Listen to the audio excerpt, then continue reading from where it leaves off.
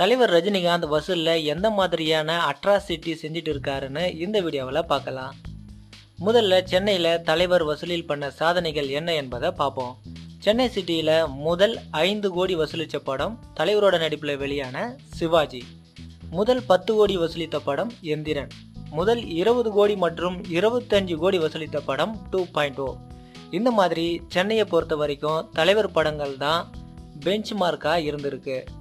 எந்திரன், கபாலி, காலா, 2.0, பேட்டை என்று இதுவரை சென்னையில் தலைவரோட 5 படங்கள் 10 கோடிக்கு மேலே வசூலை கடந்திருக்கு. இந்த மாதிரி தலைவர் சென்னை சிட்டியில் கலெக்ஷனில் அட்ராசிட்டி செஞ்சுருக்காரு. அடுத்ததாக தமிழ் சினிமாவில் 100 கோடி, 200 கோடி, 300 கோடி, 500 கோடி, 1000 கோடி என்ற மைல்கல்ல முதலில் எட்டியதும் தலைவரோட படங்கள் தான். முதலில் 100 கோடியை வசூலித்த படம் சிவாஜி, 200 கோடியை வசூலித்த படம் எந்திரன், 300 கோடியை வசூலித்த படம் கபாலி, 500 மற்றும் 1000 கோடிகளை வசூலித்த படம் 2.0.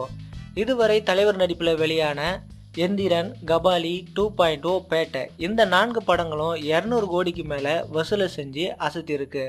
அடுத்ததாக வெளிநாடுகளில் தலைவரோட நடிப்பில் வெளியான எத்தனை படங்கள் $10 மில்லியன் வசூல் செஞ்சிருக்கு அப்படின்பதை பார்க்கலாம்.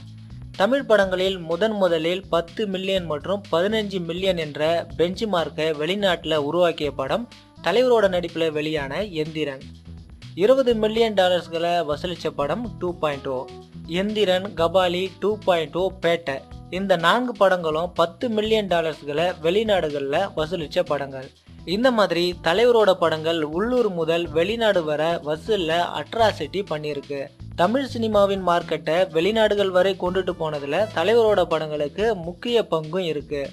தலைவரோட நடிப்பில் வெளியான கடைசி 3 படங்களான காலா, 2.0, பேட்டை இந்த படங்கள் 3 சேர்ந்து 1500 கோடி கிட்ட வசூல் செய்துள்ளது என்பது குறிப்பிடத்தக்கது.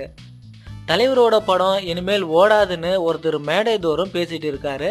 அவருக்கும் மற்றும் தலைவரை பார்த்து வயிற்றெரிச்சல் படுபவர்களுக்கும் இந்த வீடியோ சமர்ப்பணம். இந்த வீடியோ உங்களுக்கு பிடிச்சிருந்தா ஒரு லைக் கொடுங்க. மறக்காம நம்ம சேனலை சப்ஸ்கிரைப் பண்ணுங்க. நன்றி.